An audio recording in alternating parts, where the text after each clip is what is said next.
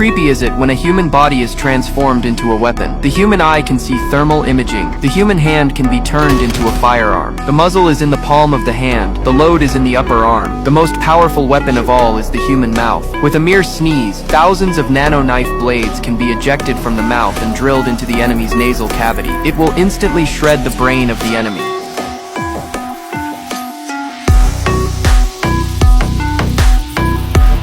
By 2033, the world will be covered in high technology. The streets will be filled with unmanned cars. Any flat surface can be a screen. The claws of technology are even in human flesh. For the sake of convenience, many people are willing to accept it. But there was one man who wouldn't. He was very resistant to technology. He prefers to solve problems with his hands. He recently met the owner of the world's largest artificial intelligence company. He's a rich man, but he's a strange one. Other people have pets, but he has clouds. The owner seems to admire Gray. He showed him the best technology in the world today. It's a chip. He says it's an artificial brain that's more powerful than all the brains in the world combined. Gray said coldly that he wasn't interested in another dehumanizing thing. He didn't realize that it wasn't long before bad luck struck him. He was riding home in his wife's self-driving car. The smart car suddenly went out of control. It drifted off the road and accelerated without authorization. No matter how much he and his wife tried to command the car, it wouldn't listen. Until the smart car was carrying the two of them faster and faster, and then it ended up in a ghetto. They were lucky not to die, but then strange men appeared and dragged Mr. and Mrs. Gray out of the car. They wore masks and looked like they were coming with a plan. The leader of the group shot the woman dead. Gray screamed, but they grabbed him and shot him in the back of the neck with another gun. After screaming in pain, Gray realized he couldn't move at all. The thugs were gone and he couldn't even crawl over to hold his lover's hand. His life had gone from heaven to hell. Gray survived, but his injuries were severe. 3 months later, Gray was paralyzed.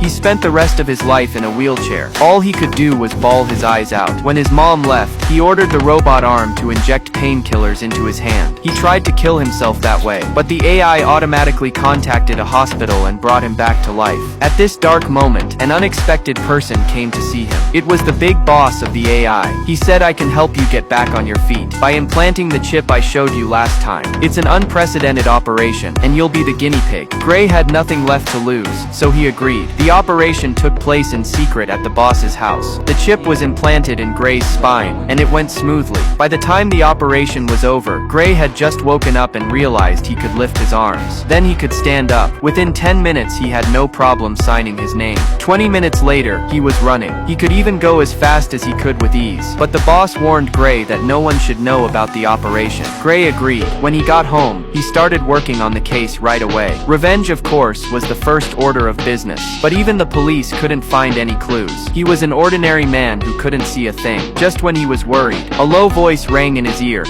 May I point something out? The voice introduced itself as the artificial intelligence chip in his spine, sending sound waves to Gray's eardrums.